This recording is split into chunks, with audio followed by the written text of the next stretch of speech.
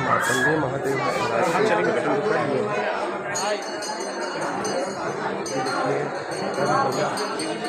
लहरा रही है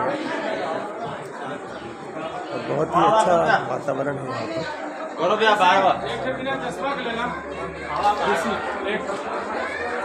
यहाँ पर कुछ इतिहास है जो मैं बताना चाहूँगा आपको।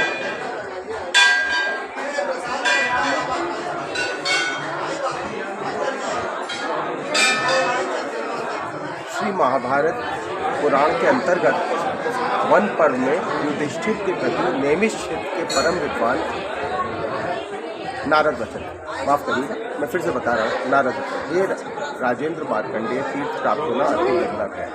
गंगा गोमती के संगम पर स्थित इस तीर्थ में जो स्नान करता है उसे अग्नि स्टोन की प्राप्ति एवं सकुंडम उद्धार होता है, सकुटम कुटुम उद्धार होता है।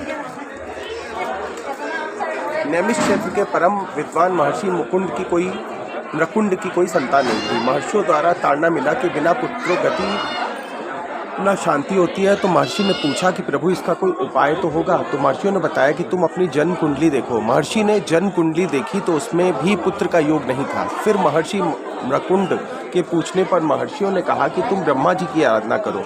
महर्षि के आराधना करने पर ब्रह्मा जी ने भी कहा कि तुम्हारे भाग्य में पुत्र योग नहीं है, तुम भगवान शंकर की उपासना करो। महर्षि ने भगवान शंकर की उपासना की।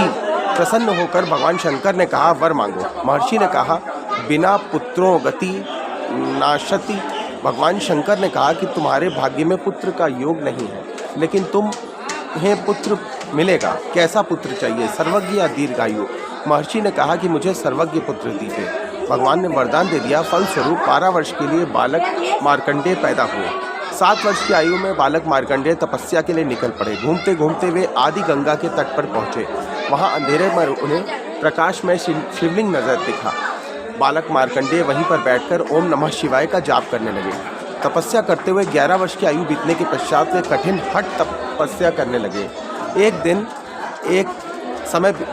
एक दिन समय बीतता गया। उनकी कठिन तपस्या से यमराज घबरा कर अपने दूत को भेजा। दूत ने वहां जाकर महर्षि मार्कंडेय को शिवलिंग में लीन देखा।